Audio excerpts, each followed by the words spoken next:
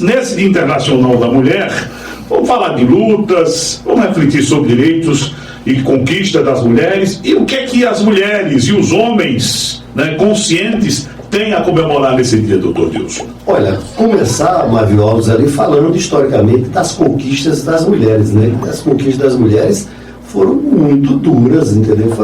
Não foram concessões, né?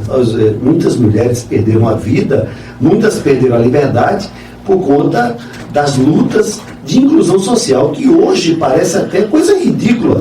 Mas, por exemplo, só em 1827, aqui no Brasil, que as meninas foram liberadas para frequentar escolas, ou seja, até 1827, muitos senhores de terra, muitos pais, os patriarcas, como se falava naquela época, diziam que, por exemplo, dar estudo à mulher é como da baixa em besta.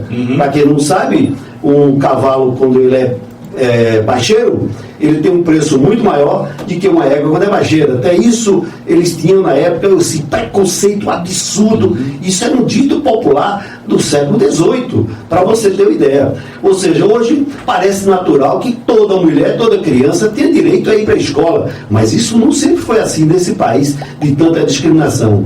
Em 1832, foi publicada uma obra fundamental para as mulheres, ou seja, direitos das mulheres e justiça dos homens. Ou seja, imagina num país patriarcal, num país agrário naquela época, e foi fundamental essa obra, porque fez com que as mulheres refletissem sobre seus direitos e também sobre os deveres que têm. Em 1879, Marvio Alves, a mulher consegue conquistar o acesso às faculdades, porque antes ela podia, nesse período que ela poderia, por exemplo, em 1827 ela poderia frequentar a escola, mas não poderia entrar nas faculdades, não poderia ser doutora, advogada, médica, veterinária ou qualquer uma das profissões. E em 1879 as mulheres conquistam as portas da universidade, e hoje, Marvio Alves, no século XXI, em alguns cursos, como medicina das ações hegemônicas, arquitetura, enfermagem, vários cursos de formação de professores, elas são hegemônicas.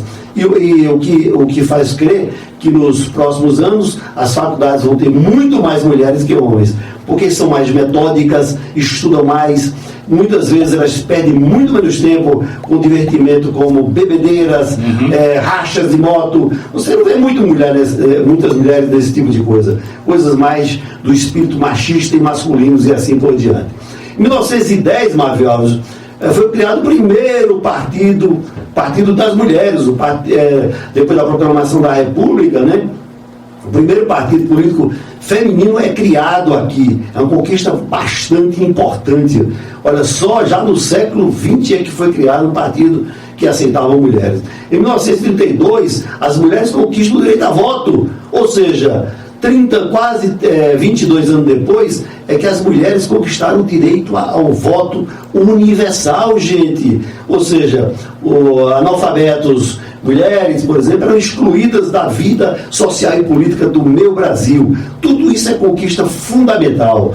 Em 1962, já recentemente, 50 e poucos anos atrás, é criado o Estatuto da Mulher Casada. É uma lei. Ou seja, uma lei foi de agosto de 1962, foi fundamental essa aí, já era um embrião para as novas leis que garantiam os direitos das mulheres. Em 1974, a mulher conquista o direito de importar cartão de crédito. Você talvez não saiba, mas mulher não podia ter cartão de crédito. Só quem podia ter cartão de crédito eram homens. Ou seja, há pouco tempo, em 1974, a mulher conseguiu um direito que é um absurdo hoje. Ou seja, a mulher trabalha e não poderia ter um cartão de crédito, só o seu esposo, e ela poderia ter um cartão como dependente e assim por diante. Em 1977, né, graças a um senador do Rio de Janeiro já falecido, criou-se a famosa lei do divórcio, que foi um escândalo. Durante anos e anos, a Câmara dos Deputados, o Senado Federal, o Congresso Nacional, de uma maneira geral, não queria tocar na lei do divórcio, né, por conta de, muitas vezes, desaprovação, principalmente da Igreja Católica. E em 26 de dezembro de 1977, as mulheres conseguiram legalmente a possibilidade de separar.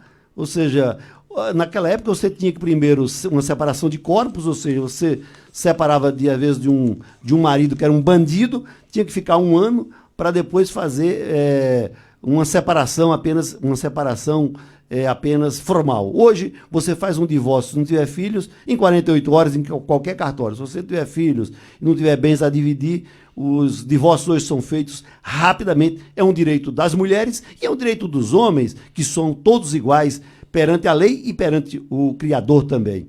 Em 1979, as mulheres também conseguem uma coisa fundamental. No país do futebol, elas conseguem o quê? O direito à prática de futebol. Porque o futebol, até então, era clandestino. Não tinha ligas, não tinha absolutamente nada. Os campeonatos foram criados, as mulheres começaram a fazer parte, por exemplo, o Partido das Chuteiras das Mulheres começou em 1979. Você imagina, Mávio Alves, hoje a gente está em 2021, como é que uma pessoa não pode optar por qualquer tipo de esporte, seja ele boxe, seja ele MMA, seja Fórmula 1, seja ele, por exemplo, motonáutica, motociclismo radical e assim por diante. Em 1985, é criada a primeira delegacia especializada em mulheres, gente. Foi em São Paulo. Veja, há pouco tempo, gente. Tem pessoas que nasceram nessa época aí, mulheres que nasceram em 1988, aí sim, com a Constituição Cidadã, a Constituição Brasileira, ela passa a reconhecer todos os direitos, ou seja, homens e mulheres são absolutamente iguais perante a lei. Em 2002, por exemplo, deixa de ser crime a mulher ser virgem. Não sei se você sabe, por exemplo, se você casasse com uma pessoa e na hora do matrimônio... Da lua de mel, né? Do matrimônio ser consumado, se por acaso ela se declarasse que não era virgem, ela perdeu a virgindade com alguém, ou às vezes perdeu a virgindade num acidente, isso era uma causa de anulação de casamento. Ou seja, hoje, inclusive, não existe mais virgens.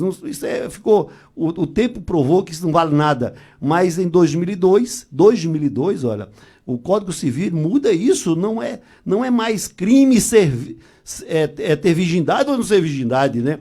Em 2006, veio uma grande revolução. Ou seja, uma paraibana, farmacêutica, Maria da Penha, ela recebe tiros na coluna do seu algoz, aquele não é marido, isso é um algoz, e fica paralítico.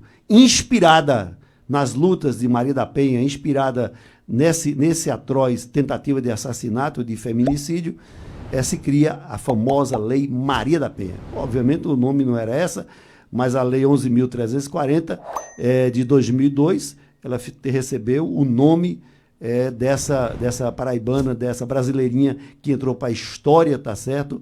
E a Lei de Maria da Penha é aprovada. Em 2015, é aprovado já no governo Dilma Rousseff a Lei do Feminicídio, ou seja, que transforma o feminicídio num crime hediondo, tá certo? Ou seja, onde o assassino, o algoz, o latrocida, às vezes ele rouba também a mulher. Agora há pouco tempo no Rio Grande do Sul, além de matar, o sujeito ainda foi lá e roubou pertences da sua própria esposa. Ou seja, agora é um crime hediondo.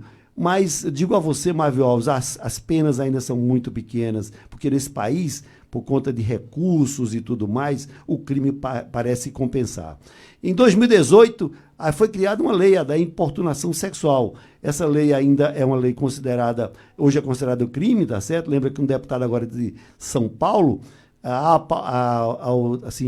apalpar lateralmente os seios de uma colega publicamente, né? Ele diz que foi um afago que ele fez, mas ele terminou entrando no Conselho de Ética, e o Conselho de Ética fez a suspensão, uma pena muito branda. Eu acho que ele deveria, sinceramente, talvez não perder o mandato, mas deveria ficar pelo menos 1 ano sem o mandato, sem as mordomias, para pensar muito bem e fazer uma importunação. E quais serão os próximos passos da mulher? Tem muitos passos, Mávio. As diferenças salariais em muitas empresas é gritante. Tem setores, por exemplo, que a mulher é quase impedida. Setor de gamer, onde onde entra muito dinheiro, bilhões de dólares, só tem mais homens, por exemplo. Esse setor, por exemplo, de informática só tem mais homens, ou seja, como se a mulher fosse excluída e assim por diante. Então, em nome de tantas pessoas que são presentes na minha vida, né? Eu vi aqui, eu estava atento a que Alberto Passo falava, que o prefeito João Campos fez a paridade entre homens e mulheres dos seus secretários, que é uma coisa raríssima. Geralmente a hegemonia é sempre dos homens, por isso que os homens acumulam mais poderes, porque sempre os gestores, quando vão escolher, escolhem sempre os homens, não necessariamente os melhores, escolhe os homens, mas o João Campos, um jovem, revolucionando essa visão de vida dele, até porque ele é de uma família que só tem mais mulheres, né? Dr. Ciro André de Lima, que foi secretário, médico do governador Miguel Arraes, meu amigo particular, só tem mais filhas, são 8 filhas. O cara viveu entre as mulheres, então ele não pode. A mãe, que é a doutora Renata, uma mulher maravilhosa, forte e destemida, então ele foi lá, inspirado nisso, fez. Agora, além de colocar a paridade, também tem que colocar também os salários, né? Nós temos 19 funcionários ativos, eu tenho 19 funcionários ativos e tenho 4 homens como funcionários e tenho 15 mulheres. Minha paridade é muito maior, é 75%. Outra coisa que é importante, os salários das mulheres são sensivelmente superiores aos homens. Por quê? Porque o salário das mulheres depende de uma coisa fundamental, gente, de estudo, anos de estudo. Quanto mais preparo, muito mais meritocracia. Meritocracia, assim por diante. Né? Então, eu, digamos assim, chego à maturidade da vida cumprindo esses requisitos como se fossem coisas normais na minha vida. Queria também, nesse dia fundamental para as mulheres, um dia de sacrifício, de reflexão, um dia de muito amor, também lembrar das lutas também aqui da doutora Carol, pela Delegacia da Mulher, ou seja, é um sonho dela há quanto tempo, ela luta há mais de 20 anos para que Palmares tenha uma delegacia da mulher. Dona Grace Lira também luta por esse tipo de coisa e também dignificam as mulheres aqui da cidade de Palmares.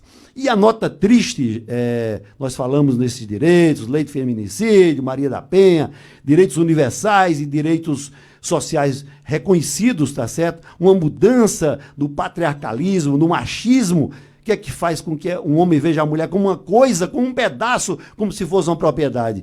E aí, quando eu chego aqui, quando eu adentro aqui ao estúdio, o sacrossanto estúdio da Rádio Cultura dos Palmares, Mávio Alves, aí o nosso colega que vai fazer ao meio-dia o nosso noticiário policial, ele nos diz que na cidade vizinha de Água Preta, na véspera do Dia Internacional da Mulher, esse 8 de março, está completamente enlameado de sangue. Uma moça belíssima, gerente de uma grande fazenda aqui, pertinho aqui, uma fazenda iconográfica, que se eu um dia tivesse alguma coisa, era meu sonho ter uma fazenda como aquela, fazenda lindíssima, uma das mais bonitas que Pernambuco tem, foi assassinada cruelmente a Silvia Monique, a você, Silvia Monique, que perdeu a vida mais uma vez nessa coisificação da mulher. Quem ama, está batido demais, quem ama não mata. Aliás, ninguém deve morrer por nenhum motivo, gente, por nenhum absolutamente motivo. A mocinha colocou nos stories, bebendo, dançando, declamando, cantando as músicas dela, aí vem um animal irracional, ou seja, sem sentimento, impulsivo, né? Provavelmente tem transtorno explosivo intermitente, ou seja, aquela pessoa que de repente ela desconhece a total racionalidade, se torna um animal irracional da pior espécie, vai lá, abateu a moça com vários tiros, depois ficou em cima do seu cadáver chorando, pedindo perdão, e depois, segundo as notícias que correm, deu um tiro na cabeça e foi para o hospital regional entre a vida e a morte, né?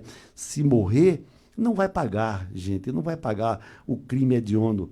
Uma pessoa que poderia, na sociedade, frutificar, uma pessoa que poderia ser feliz e dar felicidade a seus pais, a seus amigos, a seus amores, morre cruelmente nesse sentimento. Então, isso lameia toda essa luta das mulheres, entendeu? Enquanto existem homens desse tipo, como o Jackson aqui, nós não poderemos acabar nossa luta. Acho até, Mávio Alves, que isso é um país de muita injustiça. Eu acho que nós deveríamos, esses crimes chamados hediondos, esses crimes que você não dá nenhuma defesa à vítima, você usa um meio cruel, e tudo mais. Esses crimes, eles deviam ficar, esses criminosos, eles repetem isso, é feito pedófilo, eles deviam ficar na cadeia a vida inteira, absolutamente a vida inteira. Ou seja, 30 anos de prisão, o sujeito é progressão de pena. Você vê o Doc Street, que foi o autor de um dos crimes mais iconográficos, virou filme, né? Matou Ângela Diniz. Esse camarada, ele dizia que matou em defesa da honra. O júri aceitou essa promessa. O Supremo, nesse momento, o Supremo Tribunal Federal, já tem 2 votos contra, está acabando com essa tese dos advogados, que a honra seja maior do que a vida. Gente, a vida é o primeiro dom que Deus deu a você. Primeiro a vida, o resto não interessa. Ou seja, se por acaso, por um motivo qualquer, o homem traiu, a mulher traiu, isso não interessa. Esse é um motivo para você se separar, se quiser. E muita gente não se separa, muita gente divide os partidos, divide. No país tem todo tipo. Tem gente que tem casamentos abertos, casamentos semi-abertos, ou seja, diz assim, olha, você viaja e pode ter uma companheira, quando voltar você é meu. Então tem gente que é evoluído, tem gente que não é evoluído, mas nada disso, gente. Não há supremacia sobre a vida. A vida é o primeiro bem que você pode ter. A honra não se sobrepuja a isso aí. Então, nesse caso, nós já temos 2 votos favoráveis. Eu imagino que os 11 ministros do Supremo têm muitos defeitos, gente. Muitos defeitos na área política e tudo mais. Mas numa área dessa aqui, eles vão brindar as mulheres do Brasil e do mundo com essa retirada. Os advogados não poderão mais levar essa tese ao corpo de jurado que uma mulher que traiu ou não traiu, que não quer morar mais com um animal desse aí, ela se entre na justiça como se fosse um paliativo. Então, nesse caso, Mávio, nesse momento, acho que nós vamos comemorar quando o Supremo Tribunal, esta semana, eu espero que seja 11-0, tá certo? Eu espero que seja 11-0, porque em sã consciência de pessoas do direito, é impossível você chegar e dizer que de um lado você pode sobrepujar a vida pela honra e do outro não. Então, nesse caso, essa tese vai morrer, é uma tese que já se sustenta há muitas décadas e muitos animais mataram suas companheiras e por conta dessa tese eles tiveram a premissa de não... Claro que lá no inferno eles vão ser punidos, mas na terra eles precisam ser punidos na forma da lei. Ou seja, numa solitária, com a privação de liberdade, com a perda de tudo que a vida pode oferecer a essas pessoas. Doutor Dilson, vamos continuando, já que o senhor falou em morte, que é uma pena que a gente teve a notícia que a médica veterinária pernambucana, aquela que foi internada com a doença da urina preta, né, faleceu, infelizmente. E aí as dúvidas, qual é a causa dessa morte? Ela morreu de quê? Olha, Mávio Alves, isso chamou a atenção do Brasil e do mundo todo, né? Porque foram 2 irmãs, elas fizeram uma festa em casa, né? Ou seja, elas foram comer a comida, digamos assim, a comida do Mediterrâneo, né? A dieta do Mediterrâneo, a dieta que faz com que você ganhe vida, igual um remédio, né? Seria você comer legumes, verduras, azeite de oliva e peixe. E aí escolheram um peixe maravilhoso, um peixe brasileiro, conhecido como arabaiana, olho de boi, e esse peixe tinha algum grau de contaminação. Tem uma toxina, né? Essa toxina ela faz com que haja uma destruição da musculatura, né? E você começa a urinar o próprio músculo, chamada mioglobinúria. E aí o seguinte, os rins, a malha renal, os néfrons, eles são afetados, ou seja, deixam de funcionar e o paciente entra em insuficiência renal aguda e morte. A irmã sobreviveu e ela, felizmente, a belíssima a veterinária terminou morrendo. Bom, isso acontece muito raramente, Mário. Não vamos satanizar o olho de boi, a arabaiana e assim por diante. Então você, quando comer um pescado, você vai, como qualquer carne, você tem que ver o rastreamento dele. Você tem que ver as empresas que vendem, os frigoríficos, tem que saber se aquilo ali ficou algum tempo, muito tempo fora, por exemplo, da geladeira e assim por diante. E com isso há uma formação de toxinas naturais e essas toxinas terminam dando essa mioglobinúria. Agora a pergunta é, essa doença só é peixe arabaiana? Não, gente. Quando você faz, por exemplo, exercícios extenuantes, vou dar um exemplo a você, prático aqui. Há pouco tempo, no estado da Bahia, recrutas, jovens, crianças, de 17, 18 anos que vão ao Exército Brasileiro foram submetidos à marcha. Olha, eu na época do que eu deveria servir o Exército, eu fazia medicina. Eu tinha 67 quilos. Ou seja, era magro, que se um vento desse, eu saía feito um galho de marmeleiro. Ou seja, cabelo grande, naquela época era época de contestação, cabelo grande que... Entendi muito bem o que você disse. Mas eu entendi, viu? Aqui o computador disse, não entendi, não. Meu cabelo era grande. Essa aqui, quem respondeu aqui foi o computador aqui que eu tô aqui na frente. Bom, o que aconteceu, Marvel? Eu tinha pouca massa muscular. 67 quilos, 1,86 m. Hoje eu tenho 90 quilos. E ainda tem uns quilinhos a mais que eu posso pegar, uns 5 ou 6 se eu quiser.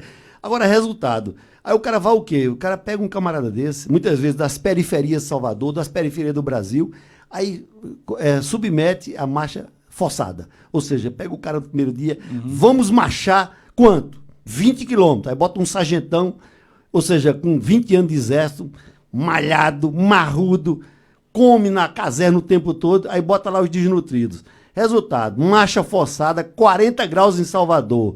O que é que aconteceu?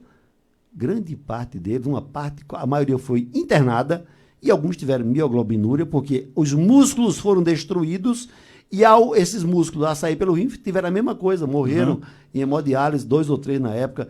E essa prática, você pode entrar na internet aí, conferir isso aí, foi um escândalo nacional, o Exército Brasileiro mudou a sua sistemática, né, de exercício físico. Uma coisa é você pegar um marinheiro americano, um marina daquele, forte, bem treinado, ou seja, em fazenda e tudo mais, colocar para treinar, para ser um SEALs. E, diferentemente, você pegar um camarada e ficar 11 meses no Exército Brasileiro. Então, essa doença, a destruição maciça de músculo, não é apenas uma coisa pelo toxina da arabaiana. Aí a toxina terminou matando, ou seja, é 1 para 1 milhão, ou seja, a gente não sabe como é que se pinça uma pessoa em 1 milhão. A natureza, a probabilística faz com que isso aconteça. Infelizmente... Não é perigoso comer peixe, então? Não é perigoso comer peixe, não, e você deve comer porque o peixe comido regularmente faz com que a dieta no Mediterrâneo faz com que você viva muito mais tempo, em média, do que quem come carnes vermelhas e assim por diante.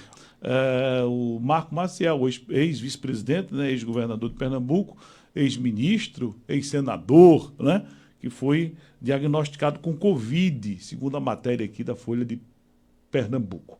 Bom, e a gente também acho que deve dar uma nota aí sobre essa pandemia no mundo, inclusive as taxas de infectividade e letalidade globais, locais, que são coisas aí que a ciência, quem está acompanhando aí, são os números, e há uma tendência da população mais jovem estar sendo afetada. E aí eu tenho um exemplo aqui, infelizmente, essa semana morreu o vereador velho lá de Helena, né, e também morreu um humorista, o Kleber Lopes. O que é que está acontecendo, doutor Dilson, com a pandemia? Olha só, vamos dar uma visão científica, né? Porque, veja, o que a gente vê nas redes nacionais é uma visão política da pandemia. Então, primeiro vamos colocar o seguinte, como é que está o Brasil em relação ao mundo? O Brasil não está bem, mas veja como é que está.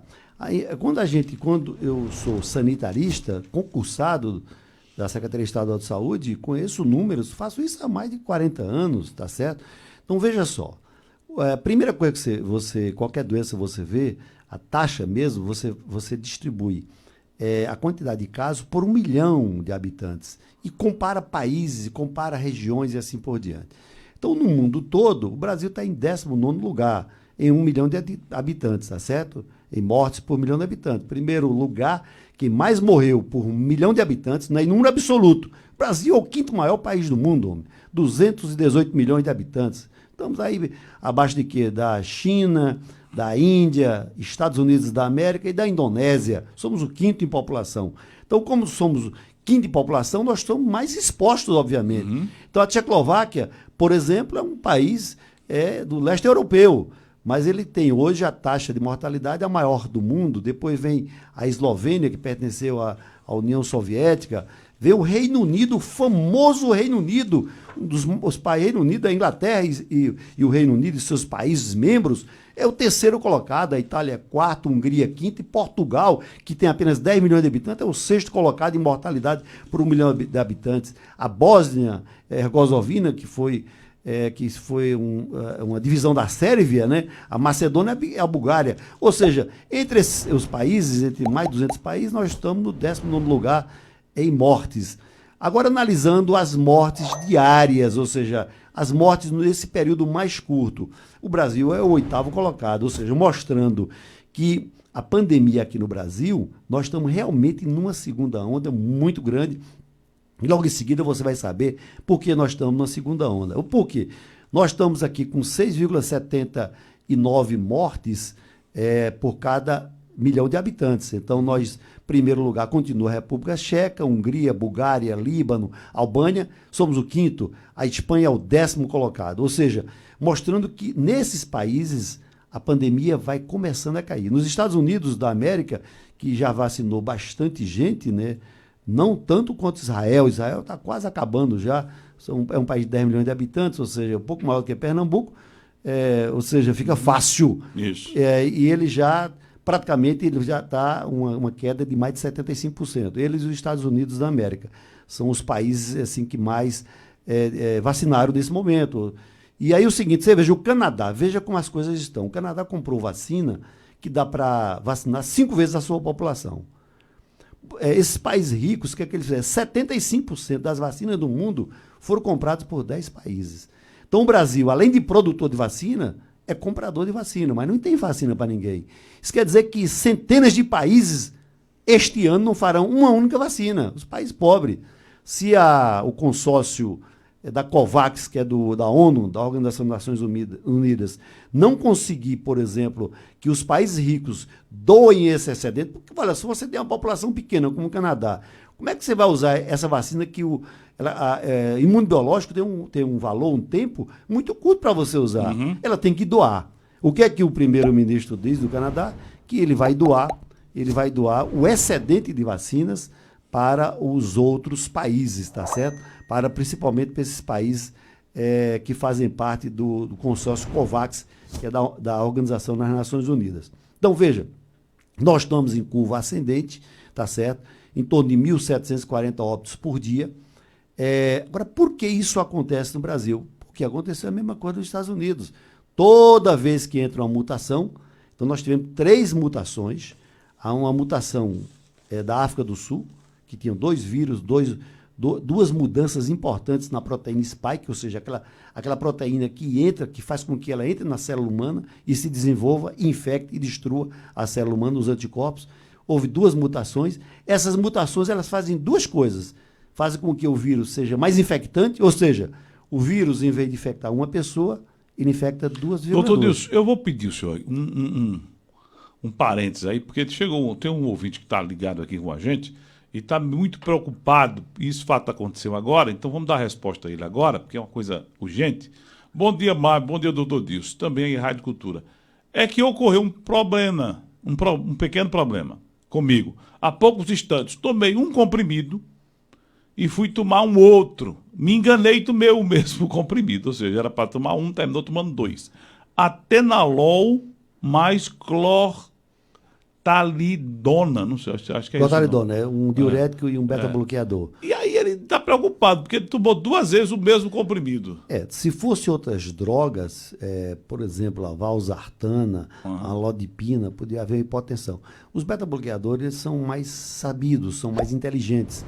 Ou seja, eles baixam a pressão, mas quando a pressão chega a um certo limite, eles não agem com tanta redução de pressão. Uhum. O que é que você deve fazer?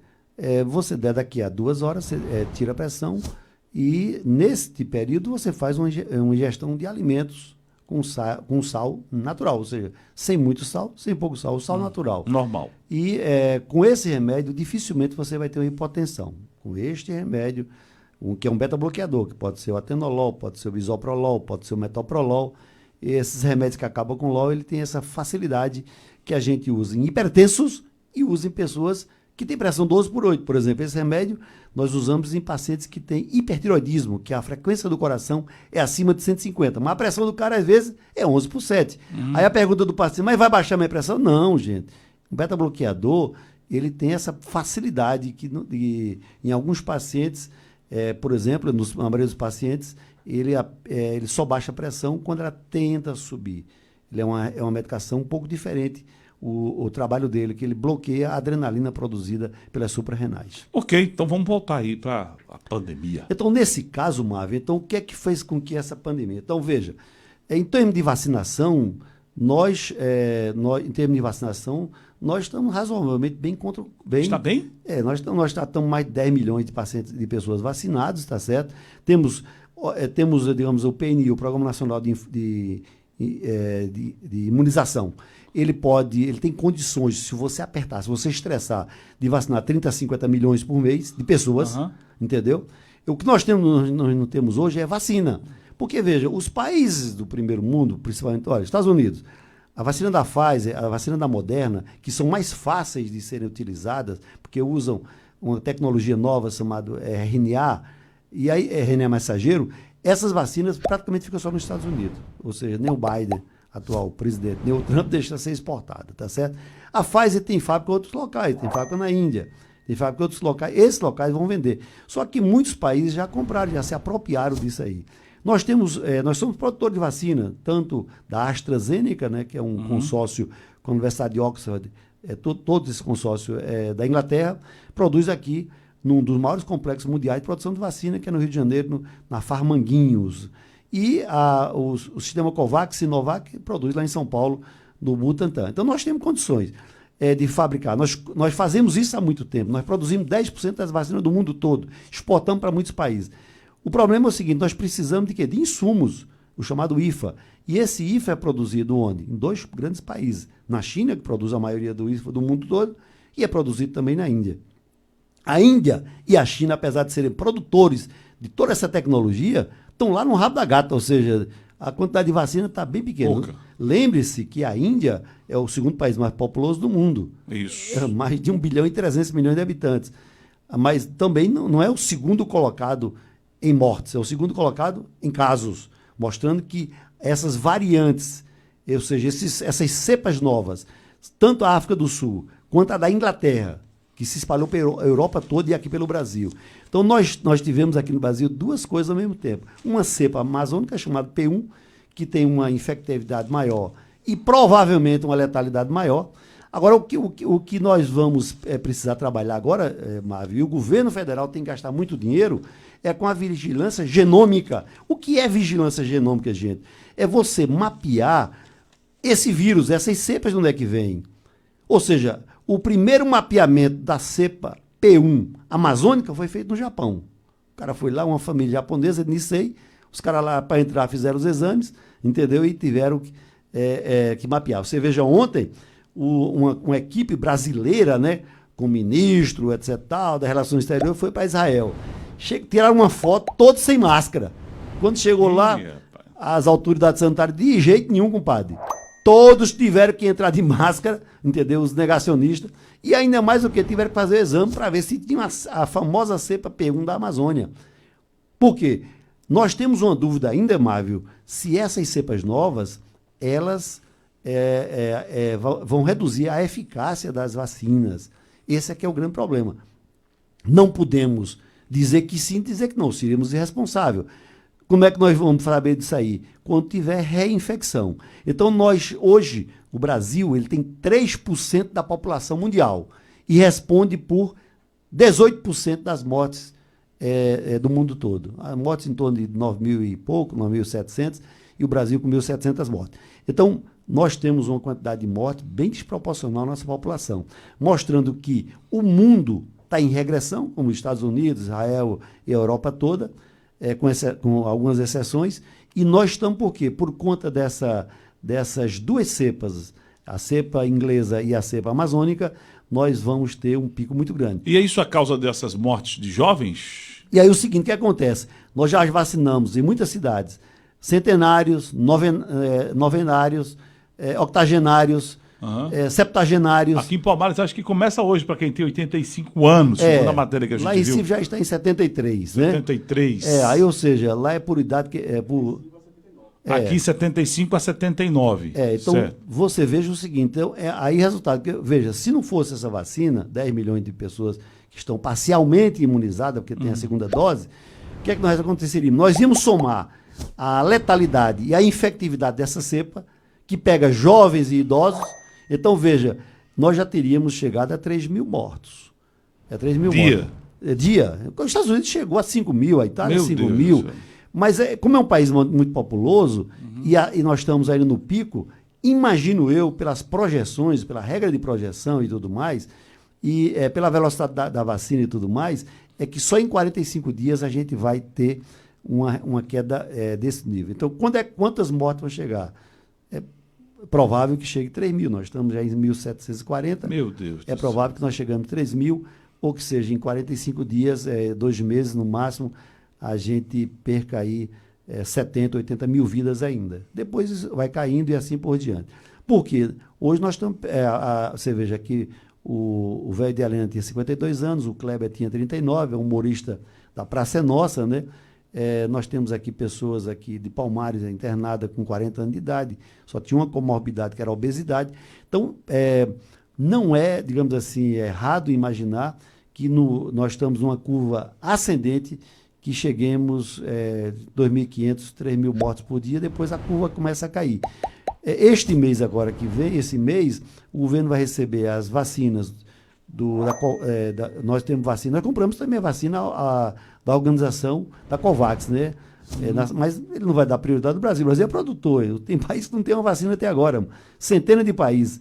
Então, o que é que vai acontecer? Nós vamos ter muitas vacinas, principalmente produzidas no Rio de Janeiro e São Paulo, por esses dois institutos, um estadual e um federal, e vamos receber, por exemplo, da Pfizer, 20 milhões. Imaginamos que entre 30 milhões de vacinas agora, e nesse mês, de março para abril, e que nós consigamos chegar, zerar todos os idosos até 65 anos de idade, né? E começar os outros grupos de risco, né? Os outros que são 77 milhões, né? Então vai entrar policiais que estão acantonados, em quartéis, obviamente professores, não alunos, né? Porque o aluno, a criança, ela tem uma certa resistência natural e uma mortalidade muito pequena. Claro que um ou outro pode morrer num país que tem 218 milhões. Mas esses grupos eu imagino que em abril e maio nós já tenhamos aqui no Brasil, na pior das hipóteses, 50 milhões de pessoas imunizadas. 50 milhões de pessoas imunizadas. Aí 50 milhões até abril. Até o final de abril. Então, nesse caso, a partir de maio começa a cair, porque você já tem a segunda dose de grande parte dos idosos e tudo mais. Então, imaginamos que maio e junho comece a declinar. Declinar do patamar que deverá estar em 2.500 mortes por dia e assim por diante. E lembre-se que isso é lento, né? Lembre-se que a pandemia nós tínhamos 1.000 e poucas mortes e foi baixando. Em 3 meses já estava em 390. E depois começou a segunda onda. E essa segunda onda deve ser muito pior por conta disso. E aí o que é que nós vamos fazer? Gastar dinheiro com a parte genômica, para quê? Para ver se esse vírus está mutando. Lembre-se, gente, nós temos uma experiência de mais de 40 anos com vacina. A vacina, por exemplo, da gripe, da influenza. E todos os anos nós colocamos cepas diferentes, vírus diferentes, porque ele muda. Então, isso vai acontecer também com o coronavírus também. Então, se for detectado, nós temos que mudar a estratégia e colocar vacina, os insumos básicos da vacina, com as cepas novas, a cepa P1, a cepa sul-africana e a cepa lá da Inglaterra.